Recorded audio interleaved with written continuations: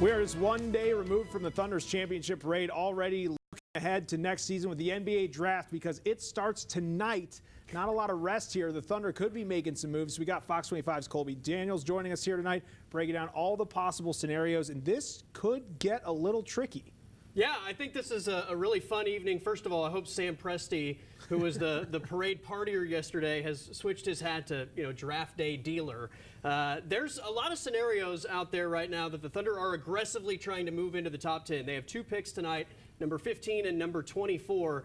I think this is a very real scenario, and generally on draft day I tell people anything you hear in the media about what the Thunder might do, throw it in the garbage can because none of us ever know, and we're always completely caught off guard by what Sam Presti ultimately does. But this is a team that returns all 15 players to the active roster next year. 5 of those guys have team options, so the Thunder could technically decline a team option, making a guy a free agent. But 15 guys coming back, 2 first-round picks, which are 2-year fully guaranteed deals. There's not enough roster spots to keep all 15 guys and take these 2 draft picks. So the common thought is they're going to aggressively maybe trade these 2 picks. Maybe it takes more than that. They have a full arsenal to move into the top 10, get one of the more premium players in this draft. If they're not able to do that because it takes 2 to tango and somebody else doesn't want to give up their top 10 pick, then you could very well see the Thunder trade one or both of those to the second round or just move out of the draft altogether. So we talk about 15 full spots. If we're going to move those picks or decline an option, we're talking about maybe losing one of these championship players that we just saw yesterday running around with the trophy. Who are the candidates potentially for that in your mind?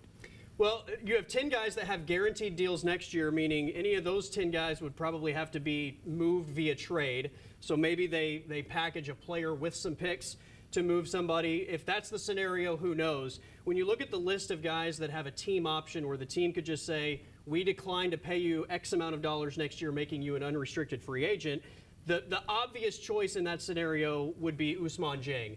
You're not going to do that with J-Dub or Chet, who you're going to sign to max contracts next offseason.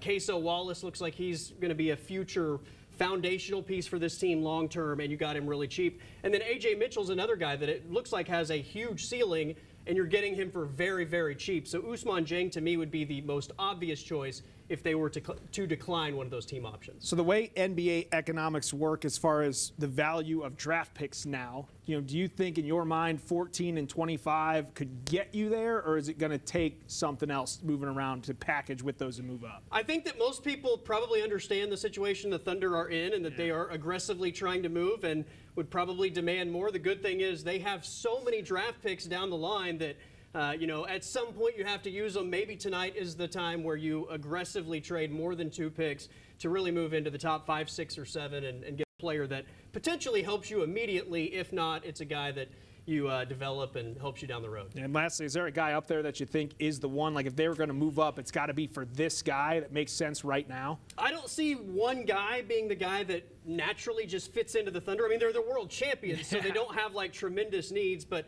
clearly some more size on the interior, a rotational big guy that maybe is a developmental player to ultimately take over for Isaiah Hartenstein is an option, or a guy like Trey Johnson who shoots the 3 really well. I don't know if you guys noticed, but they didn't shoot the 3 well at times this postseason, so he's a guy who I think just his pure shooting ability could help in year 1. All right, something we're all going to keep an eye on. Colby, thank you.